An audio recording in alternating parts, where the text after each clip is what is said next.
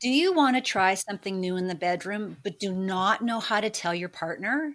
Join the club. The majority of couples feel paralyzed to talk openly, authentically, and vulnerably. They're willing to share their bodies and have sex, but they aren't able to share their words. Hi, I'm Dr. Trina Reed.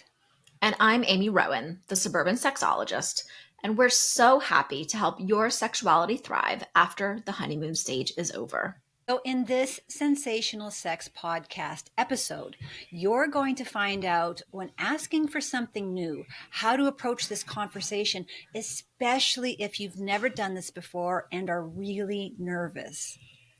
Then we'll discuss how you can ask for a big sexual change or a small sexual change. And we're going to tell you how to ask in a way that your partner won't feel criticized. Finally, we'll walk you through what to do if your partner rejects what you're asking for. So make sure to listen to this podcast where we give you the tools to create a sex life that is fulfilling for you. We are thrilled to partner with ExSens, who are all about making your sensual experience the best it can be. ExSens has an amazing and luxurious cooling arousing gel that is perfect for those motivate me moments that we'll tell you about halfway through this podcast. We love what ExSens is doing for your sensual and sexual experience. Check them out at exsens-usa.com. That's EXSENS-USA.com. Welcome to the Sensational Sex Podcast, where we help women in long-term relationships thrive after the honeymoon stage is over. Are you a woman who wants a deep, intimate, and satisfying connection with her partner? Of course you do. Amy Rowan and Dr. Trina Reed have the answers, and all you have to do is join us each week and take a small step. Soon enough, you'll be that woman who effortlessly has a satisfying sex life. Follow us on social media at Sensational Sex Podcast. Share this episode. Return next week. Leave a review. And thank you so much for subscribing. Now, let's start the show.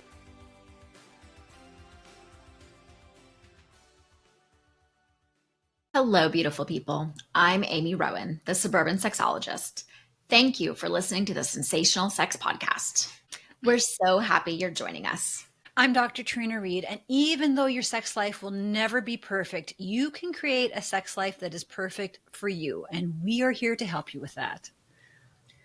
The number one way to have better sex more often is to, I think everyone listening is going to guess this, communicate with your partner.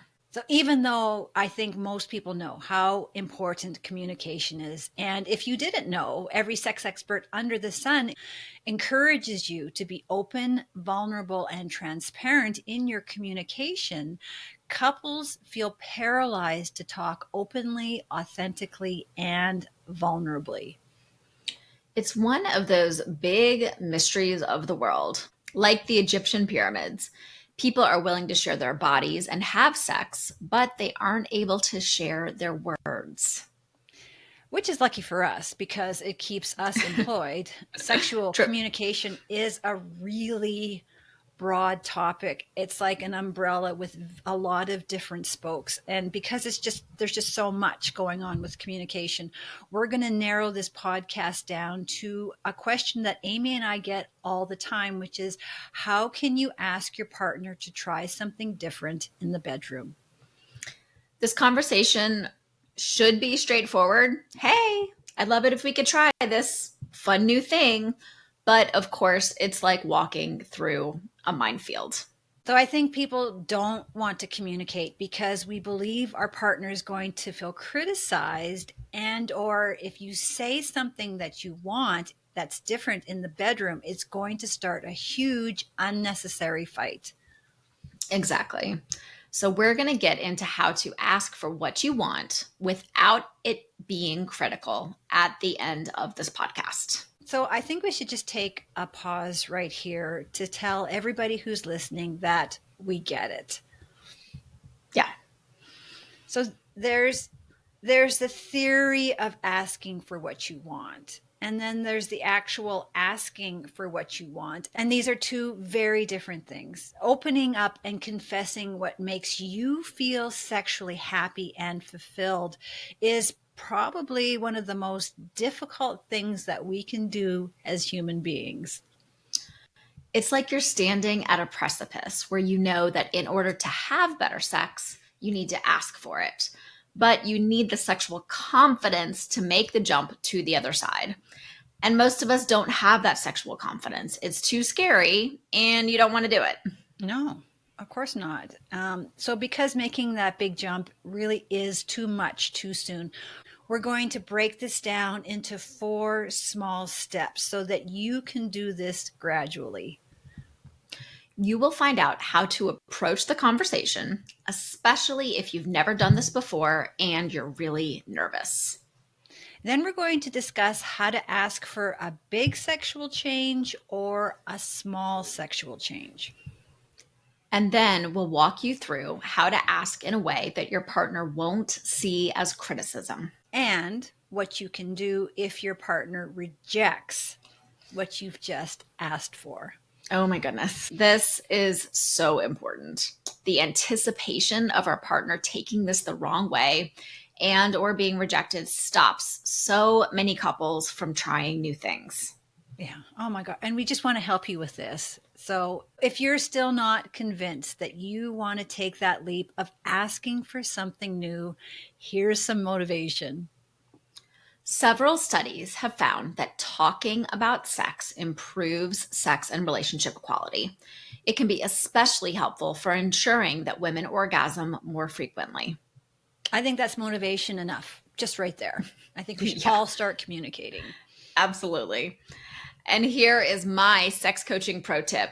If this is something that you and your partner struggle with, this is a great episode to listen to together. And if it's too weird to listen to this with each other, then email your partner this podcast link. Then give it a week. And once you've both had time to think, circle back and start talking about this communication podcast. You know what's interesting is this is exactly how James and I started talking about sex. I started listening to some sex podcasts and then I started sending him some links. At that point we were both, traveling a lot, so we were spending a lot of time in the car. And so I would send him these links to these podcasts. I said, "Ooh, I listened to this. It's really interesting. What do you think?" And then he would listen to it. And that opened the door to us starting to talk about things more, starting to explore things more. So it's a really easy, non-committal way of saying, "Hey, honey, this is resonating with me. I'm curious how this resonates with you." Yeah, and just on the same note, my husband is a reader, so that's how he learns things. He reads things. So I send him articles, which is the same thing, right? So I'm like, this is something I am interested in. I send him the article, and he is very keen every single time I send him an article. So I think when we send our partners a podcast or an article, I think they want this as much as we do, and it's just one way to open up that conversation. Yeah. The other thing that I know I struggle with is, especially if whatever it is that I want to talk about is kind of emotionally fraught, or maybe I'm worried about conflict or something like that, I have a really hard time getting things out of my mouth. And I cry. Like, I'm not sad, but I just cry when I'm frustrated or confused. And that just shuts everything down. And so I find that I can't say whatever it is that I want to say. So just being able to send this and say, this is everything that I was thinking, or I really resonated with this part, makes that conversation a lot simpler. Yeah, the sex brings up so much emotion, and a sexual conversation is so emotionally charged that I think this is just a really nice way to bridge that gap for sure. So let's move into how someone listening to this podcast can approach this conversation of asking for something different in the bedroom. So ideally, you and your partner share the same goal, which is for both of you to enjoy your sexual experience equally. This is a team effort. So go into this with the mindset that you both will do whatever it takes to make the sex work for you. Yet sex is a team sport. And, I think it's important to remember that. And you need to tell your partner if you're feeling nervous or vulnerable or anxious about asking. For example, you could say something like, I'm new to sharing what I want, and I'm really nervous and anxious about it. If the roles were reversed and your partner told you that they were nervous, it completely changes the tone of the conversation from defensive to sympathetic. So perhaps you're hesitating to ask because you believe that you have to be 100% sure that you're going to love whatever you're asking for in the bedroom. You don't. This is why it's called sexual play. You don't have to be absolutely certain that you will love what you're asking for. And if you're feeling a little shaky about asking for something that you like, you can tell yourself, I'm not committing to this as part of my sex life forever. It's just something that I want to try. And if you try something that you asked for and you don't like the result, it's okay. It's okay to stop midway through. It's okay to not try it again. And I am a prepared person. Amy can tell you this. I like Yes, to she be is. prepared for everything. So Yep. for me, when I'm going into an emotionally charged, difficult conversation, I always go in prepared. Would this be true, Amy? Can you see me doing this? And it always, I 100%. promise you, it's not, like it works. It just works. So what I like to do is think about what I want to say, and then I practice it out loud. And yes, I do feel silly and awkward saying it out loud, but I promise you, when I go into that conversation, because I've practiced it a few times, I'm a lot more confident in what I'm going to say. And I always make sure to include open-ended questions. Open-ended questions are questions that don't prompt a yes or no answer, but instead they leave space for your partner to respond how they wish. So an example of an open-ended question is, how was your day? Rather than, did you have a good day? A common question that is heard in bedrooms around the world all the time is, did you have an orgasm? And that is a yes or no question. I'd like to propose an open-ended question. What can I do to bring more pleasure into tonight's bedroom experience for you? So you don't have to actually say those words, but you get the gist. It might be a little like, formal. so Yeah. what can we do? What can we do? And you're going to say it differently. Amy, would you ever go in prepared, or are you just more of a spontaneous person? Well, you know that generally speaking, I am a bit of a wing it person, but when I have something important to say, I do prepare.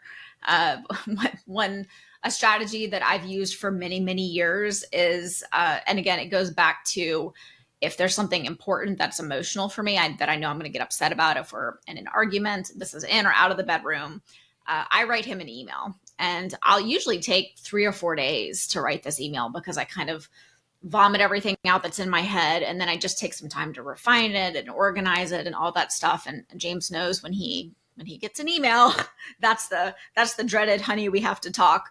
But I express myself so much clearer when I'm able to sit down and put my thoughts into words. And again, I send it to him in an email, and then I usually give him a day or two to digest it, and then we set up a time when we can, really talk through it. So yeah, I do prepare for big conversations like that. So what I like about this is there's multiple ways that you can have a conversation. You can have a face-to-face conversation. And by the way, here's a good tip from my trainer days. Don't have a face-to-face conversation. Sit side by side, because that makes the conversation so much easier. And, like if you're in the car and you're trapped in the car, and now you have to have this conversation, you're sitting side by side, and it's so much easier to have this. Yeah, that's one of the biggest things that I've heard speaking with teens, right? Like, I have the best conversations I typically have with my teenagers is in the car, side by side, not looking at each other. It's just so much better conversation and thoughts come out of that time. Yeah, my kids too. That's our safe space. That's where we have all of our challenging conversations, but that we're not talking about teens, we're talking about partners. So we're going to move on to the actual asking for what you want. When you ask for something that you want, it's important to understand the difference between when it can and should be done in the moment and when you need to do that outside of the bedroom. So asking during sex is appropriate for something small, a technique change or an adjustment of your body, or you want it a little to the left, maybe a tiny bit to the right. These are good instructions to give during sex. You can prompt your partner with things like harder, slower, faster, a little to the right. But let's say, Amy, that what you want to do is bring a sex toy into the bedroom. Is this a big ask or is this a small ask? I would say that if you've never brought sex toys into the bedroom, then it is a big ask. And you might want to have this conversation outside of the bedroom. So we talk about positive mindset an awful lot in this podcast, and the same is true with your conversation. You need to go in expecting this conversation is going to turn out well. And so you really need to catch yourself with any negative self-talk sabotaging, like telling yourself that your partner won't go for this idea or it's going to start a fight. Always ask for what you want with appreciative enthusiasm. There's a big difference in the approach when you say something like, there's something I'd love to try with you, or versus saying something like, there's this toy, I think we need to use it. The approach makes a really big difference. So you can say something like, I want us to try this together. Yeah. And the best communicators are the best listeners, which is why at this moment, you need to actively listen to your partner's response. The most important part is to listen and leave room for your partner's input. Be open to their feedback and watch if you start to feel a little defensive. So active listening involves letting your partner speak openly without interrupting them or chiming in. And this might sound easy, but active listening actually requires maturity, focus, and concentration. The point of active listening is for you to process what your partner is saying without being reactive or talking over them. Or if your partner is anything like me, who does not like any surprises, you need to give them some time to think and process your request of bringing a sex toy in. Like maybe they just need to, like, they're like, okay, and then they need to go away for a day or two and then come back to this idea. James and I are similar to this. Neither one of us like to be told directly to do something. So what we've discovered, and we both do this, is we both tend to casually mention something first just to put it in the other's head. And then if it doesn't happen, we will get more direct. And over the years, we've learned to tune into that first hint. James gave me one yesterday. I've got a lot of clothes on my side of the bed. And he was like, so honey, do you think maybe we could work on picking up those clothes on the side of the bed? And which I didn't do. I should do that today. But we have a really strong basis of communication. And so while generally I recommend maybe being a little more direct, because a lot of times men don't pick up on hints, this is what works for us in our marriage. So in my marriage, my husband is a talker. He's a talker. And I've had to learn how to say, it's my turn now. And he has to stop and listen to me. And that took me 10 years to figure out. So you're welcome for this piece, this tip. But I just come out and say, it's my turn now. And he has learned to shut. And then so that's how we work that out. Yeah. And I think what's important to highlight here is different strategies are going to work in different relationships, and it very much depends on the personalities. And, sometimes you're going to have two strong personalities, or you'll have one more dominant personality and one quieter personality. So figuring out what works best for you is important there. And it's funny, I have a hard time imagining you being the one having to interrupt, because you always have a lot to say in a beautiful way as well. So, but I love that you're like, nope, it's my turn now. I'm going to say what I have to say. So I love that assertiveness. Yeah, my husband has a very strong personality, and there's a reason he's attracted to strong, intelligent women. His mother was a very strong, intelligent woman, and but the thing is, once he gets upset, or he just starts talking. That's his thing, right? And we've had to, you just learn to live with these things. But in our marriage, I've just had to learn to put my foot in and say, no, it's my turn to be heard now. And I think for a lot of women, they have to step in and say, no, it's my turn to be heard now, and Yeah. we actually have to, however that comes out for you. James and I think we both tend to be, I don't know, a little more just deferential and easygoing. I think we match in that as well. But what that often results in is things not happening because neither of us really want to speak up or say something. And so what we have learned to do is I drop hints all the time. Oh, I want to foster some more kittens. And if I don't hear a distinct no, then that is a yes for me. So what James has learned to do is if he really means no, then he has to say that very, very clearly. Because if I don't get a distinct no, then I will always interpret that as permission to go do whatever it is that I want. Yeah. All right. Whew. I love that. I love that every single marriage is different, and marriages are the best self-development course you could ever take. Yeah, 100%. And these communication strategies grow and evolve over time. So there's so much to process here. Why don't we go ahead and take a moment for our sponsorship break, and then we will move into our sex IQ. Okay, so we'll take a 1 minute make happy sex memories with an ExSens Motivate Me moment.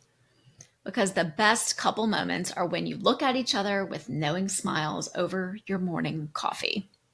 Sometimes, okay, maybe a lot of times, women need a little help getting in the mood. So, men, if you want to know how to make sex happen more often, then listen up. Most women in long-term relationships need a little motivation to get from to yeah. And that's where you need the help of ExSens Cooling Arousal Gel. Hi, I'm Dr. Trina Reed from the Sensational Sex Podcast. And I'm Amy Rowan, the suburban sexologist, and a big thanks to ExSens for bringing you these sensual arousal tips. So maybe you've had the experience where you initiate sex and your partner did not seem into it. Instead of feeling rejected, you need to look at this a little differently. Your job is to help coax her sexual desire and arousal, and sometimes that can take a little time. This is why every sex expert under the sun recommends foreplay. And I call it core play because it's not optional. Too many women feel there is something wrong with her if she doesn't experience spontaneous arousal. Meaning, when sex is initiated, she is immediately turned on. So, for your information, she probably feels very insecure about this and doesn't know how to tell you. You need to let her know that it's okay and that you understand that the longer you've been together, the more she'll experience a delayed sexual response, meaning it's going to take her body some time to catch up to what's going on. So, nobody else is going to tell you this, so we will. Having her come first is not always the solution. In fact, when a woman feels the pressure to perform on command with every sexual experience, it can decrease her chances of orgasming. Instead, you need to help wake up her body with sensuality. And that's where ExSens Cooling Arousal Gel is going to be your new best friend. And it's really easy to use. Just apply a small drop to the clitoris, penis, nipples, or anywhere cooling is desired to discover an intense and explosive sensation. And the best part is you get up to 100 applications per bottle. Here's my pro tip. ExSens Cooling Arousal Gels are super strong, so just use a drop to start. This is not a lubricant. However, it will help her lubricate. You can always add more. It's best to let your partner apply this because you don't know exactly what feels good to her. There are 3 body-safe and flavored arousal gels to choose from. There's raspberry mint, hot vanilla espresso, and the award-winning ginger lychee. It gets even better. Go right this second and do a solid for your partner and your relationship. Go to the ExSens website, exsens-usa.com.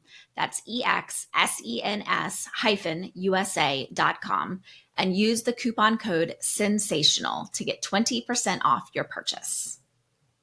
Intense and explosive cooling sensations and a discount. It doesn't get much better than that. We wanted to let you and your friends in on a sexy giveaway. Get ready to spice up your holidays with the ExSens Sexy Secret Santa giveaway. Go to exsens-usa.com, that's EXSENS-USA.com, and enter for a chance to win an incredible bundle that includes a sensual selection of ExSens and products from Pastis, Magic Wand, Love to Love, and Sport Sheets. Are you ready for this? You can then spread the joy and maybe a little mischief by surprising a friend or loved one with an additional bundle. Go right this second before you get distracted and enter to win the Sexy Secret Santa giveaway. The contest ends January 19th. While you're at the exsens-usa.com, use the code SENSATIONAL to receive 20% off your next purchase. What a great way to make spirits bright and nights even brighter. So we're back, Amy, with our sex IQ, and we have a communication question for you today. So in a relationship, are men or women better at communicating about sex? Is it A, men, B, women, or C, neither? The answer, and this surprised me, is men. Results suggested that men reported greater sexual self-disclosure, more frequent sexual communication, but poorer quality of communication than women. In 2022, a cross-country sample of 7,130 respondents from 6 European countries had researchers investigating the socio-demographic predictors of different facets of sexual communications and their association with sexual, relationship, and life satisfaction. A large proportion of respondents reported difficulties with sexual communication or a wish to improve their communication. Researchers found that self-disclosure, frequency of communication, and quality of communication were important. But the strongest predictors were sexual frequency and dissatisfaction with the low frequency of sex. They found very little cross-country variation here. So if you're wondering what this all means, it means that men were very motivated to talk about sex when they weren't getting enough. This does not surprise me at all. I definitely have found, and I think you have too, we've talked about this before, but I found that men have always been a lot more engaged when discussing things online. When I send out emails to my newsletter, usually the responses that I get are from men. My experience with speaking to thousands and thousands of women is no one really wants to say anything until that one brave woman actually says it. And it's like it gives women permission to speak. So somebody has to be brave enough. And then suddenly, once one woman speaks, it's like the floodgates open. Yeah. I think women have to feel like they are in a safe space as well. Because, especially online, if you're just commenting on a post, you don't know who's going to see that. And so I think people feeling like the things that they're revealing are both safe and private is really important as well. So there was a time like back a long time ago when I was giving a lot of seminars, sex seminars to women. I had it down where I would get the women to open up and we were having amazing discussions. And then somebody said to me, Trina, you really should open this course up for couples. And I thought, well, I'll give it a try because I know it's so important. But as soon as the men came in the room, all the techniques I had for opening up women to talking and expressing themselves and all this stuff, it just flatlined. Like nobody was willing to talk because there were men in the room. And I was gobsmacked at how everything just shut down. Yeah.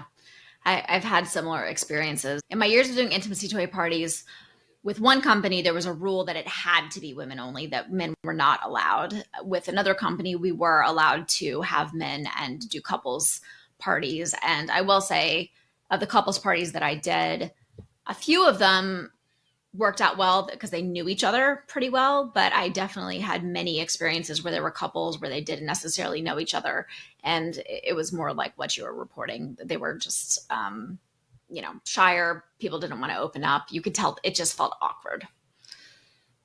All right, well, let's head back to communication. This is the part of our podcast where we're going to put on our sexologist hats and we're going to give you some concrete and practical tools to help your sexual situation. So something that we've said in every single one of our podcasts is that women need to believe that her sexual needs matter just as much as her partner. And Amy, what does this have to do with communication? Women get what they ask for. And because most women don't believe that, one, her sexual needs matter, two, her partner may take her request as criticism, three, or she may be rejected. And those three things mean that women often don't ask for anything. And if you don't ask, that's exactly what you end up getting, a big, fat goose egg of nothing. So let's go through how you can ask in a way that doesn't feel critical. So often when someone gives us feedback, a person's go-to is to believe that they've done something wrong. For example, if someone called you into their office, is your first thought, yippee, must have done something really great? Or is it like, uh-oh, what did I do? Why am I in trouble? To add to this, sometimes when we're trying to understand what we want, it gets confused with what we don't want. Do not say to your partner, you're not doing this right, or you always do this, or you never do this. Those are critical statements. And think about how you would feel if your partner said that to you. Meaning, it's important to share the why you want to try this sex toy with your partner. Your reason could be it sounds hot, or you're curious, or you really love the way this feels when you masturbate. So sharing the why helps your partner to know this is not a criticism. And make sure to tell your partner that this is about you wanting to be more connected with them. When you start the conversation, tell your partner something specific that you like. The more specific, the better. You can say, I like it when you do this, and do you know what I would like even more? So it's my experience, the best communication tip is to be specific. The more specific you can be, especially with men, not all men, but generally with men, the more specific you can be, the better it is for everybody. So next, you need to say what you want by using an I feel statement. You could say something like, I feel this sex toy would really add to our sex. What do you think? Did you notice that open-ended question at the end? Did you get that? Yes, I love that. And then you need to active listen. I feel statements are a core of a therapy technique, couples therapy, rather than you do this or, I do that, or I am this, saying I feel, because you can't argue with emotions. All emotions are valid. And so saying that I feel this would really add to our sex feels very non-threatening to me. Yeah, and then there's the other side of it. I have a very practical German husband who it's not that he disregards feelings, but it's like it kind of he doesn't really get the whole I feel thing. So you might be with a partner who, if you use an I feel statement, they're like, well, don't get it. So it's always good to use, but again, as we've been saying over and over, every marriage is different, so that might not work here. What happens if your words aren't working? And sometimes it's difficult for you to explain. In this case, you can try a nonverbal approach and you can show your partner. So what you do is you take their hand or use your tongue to show your partner the speed, the pressure, and the technique that you need. In the sexology world, we call this handwriting, taking their hand and showing you where and how you like to be touched. Or you can use your own hand and they can put their hand on top of yours. So going into a conversation, I think a lot of times we have that self-talk sabotage where we're saying, oh, this is going to start a fight. Oh, this, they're not going to like this. Oh, all those thoughts are in our head and they're just thoughts. So I think if you go into this expecting a yes, expecting good results, chances are it's going to turn out well. I think so much of this has to do with the delivery as well. And that is when you're going into it with a positive mindset, when you're going into it with enthusiasm and excitement versus trepidation and expecting a no, that is going to come through. And, if you approach something and say, well, I don't know, like, I think I want to try it, like, they're immediately going to be like, what is it? Why are they so hesitant about it? And that may make the person feel hesitant as well. So the question becomes, Amy, what happens if our partner rejects what you want? Ooh, that is the biggest fear and can be a very challenging situation. Our podcasting friend, Heather Shannon, she said, is it possible that you're rejecting yourself? So much of rejection is about the story that you're telling yourself. I absolutely agree with that. Sometimes we talk ourselves out of things because we're just so scared of what the answer might be. And I also think, we fear failure, but we also fear success. So if your partner says, yeah, let's do that, that sounds great. I think we also have some anxiety around that too. Sure. Because if they do say, yes, let's do it, then you have to do it. And then I think the fear arises of, well, what if it doesn't go well, or if what doesn't go, or what if it doesn't go the way that I thought it would, or that I wanted it to, or what if I hate it? And so sometimes we reject those ideas before we ever bring them up to the partner. I don't understand, but I do understand why rejection weighs so heavy with so many couples. If you say, "Hey, let's try something," and they're like, "No," it's like a visceral reaction Yeah. to having this person say no, just and I don't understand why we take this no so personally. Yeah. I think there's also a fear of, well, things are good enough. So I don't know if I want to rock the boat. I don't know if I want to open up that can of worms.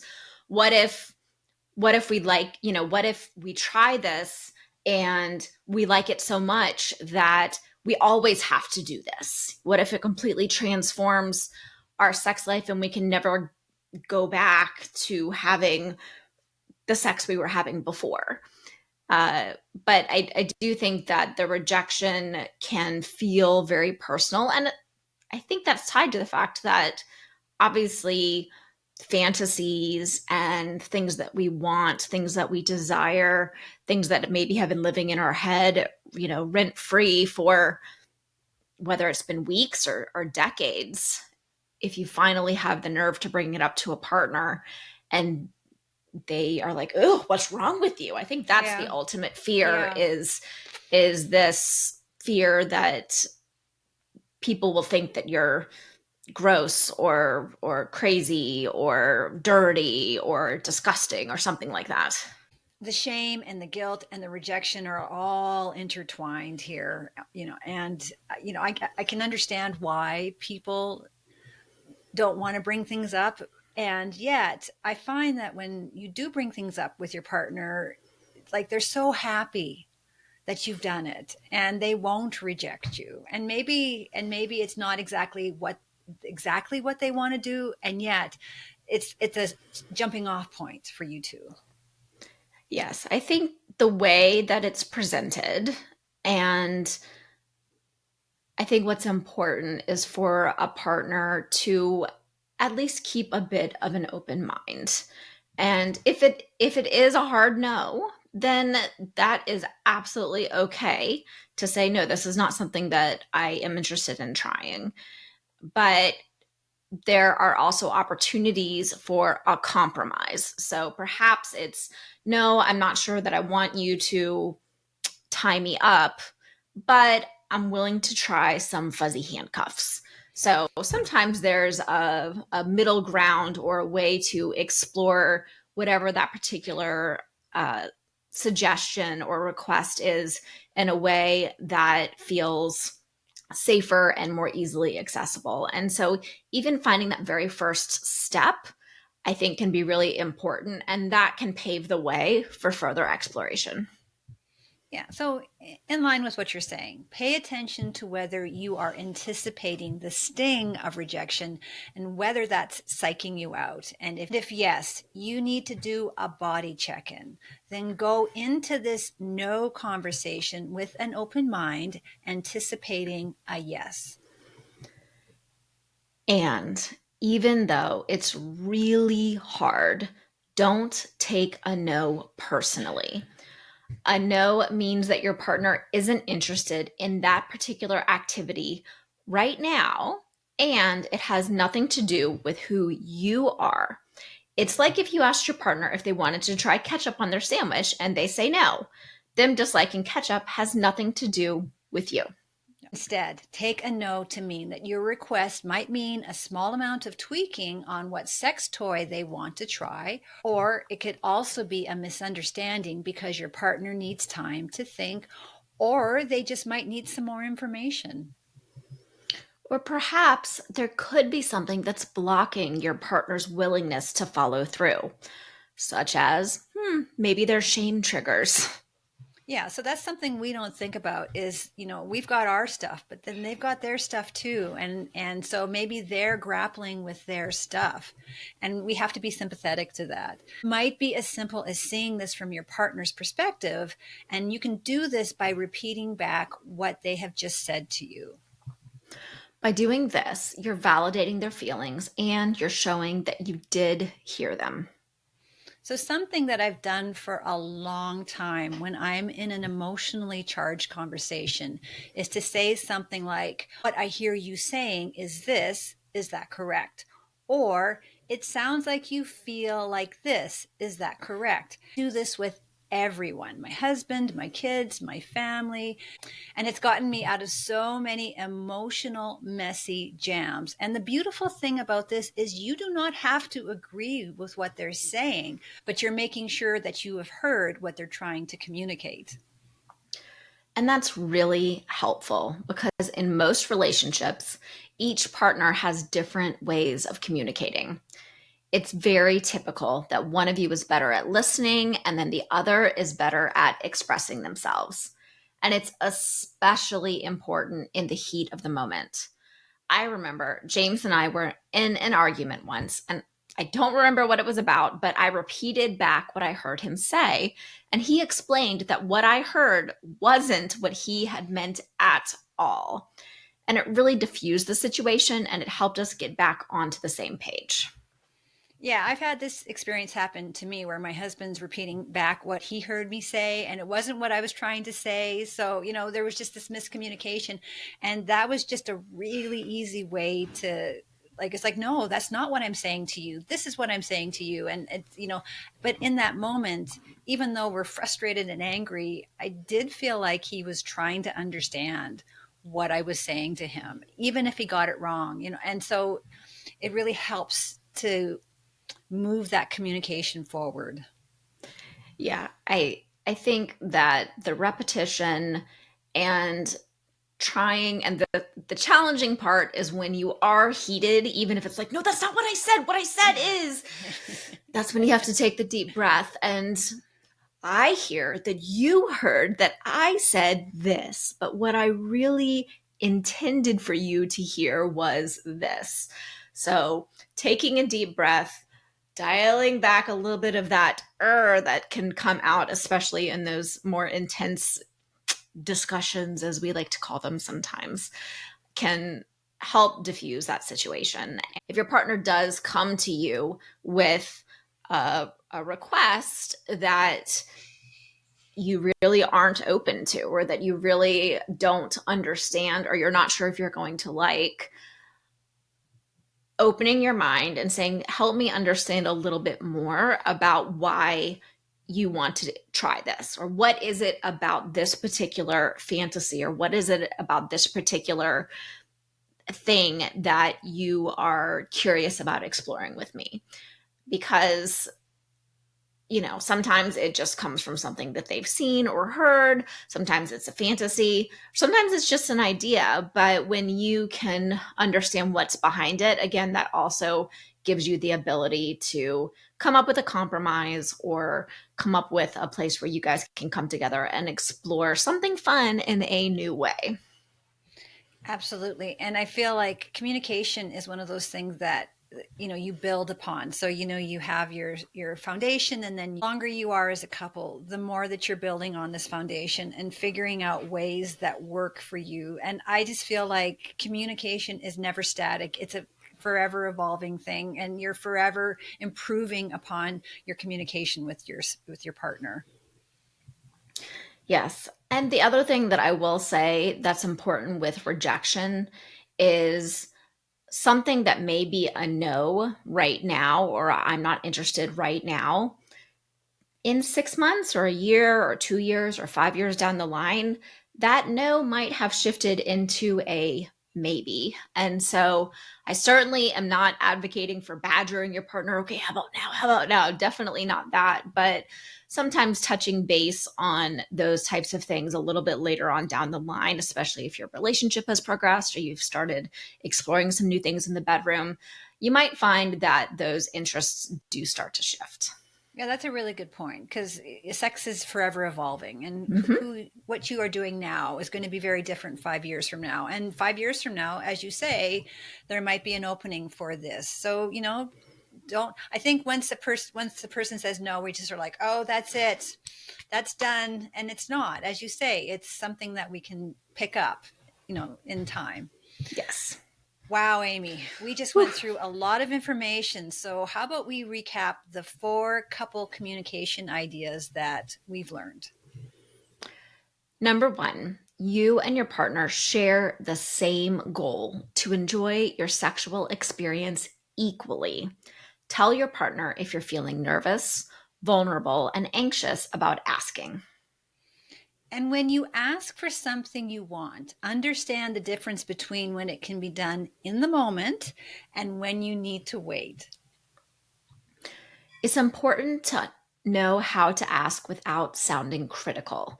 Make sure to use I feel statements so that you focus on your feelings rather than on your partner's actions. Finally, what if your partner rejects you? Instead of shutting down, communicate this from their perspective. This was a jam-packed podcast, so take some time to think. Pick one of these strategies that you can do today, and then do it. That's right. Doing it is the most important thing. And once you implement that one thing, please come back and re-listen to this for your next communication idea. That's it for us. Until next time, stay sexy. Are you struggling with lack of desire, mismatched sex drives, pain, or peri or postmenopausal shifts that affect your sex life? Are you craving more pleasure and passion in the bedroom, but you don't know where to start?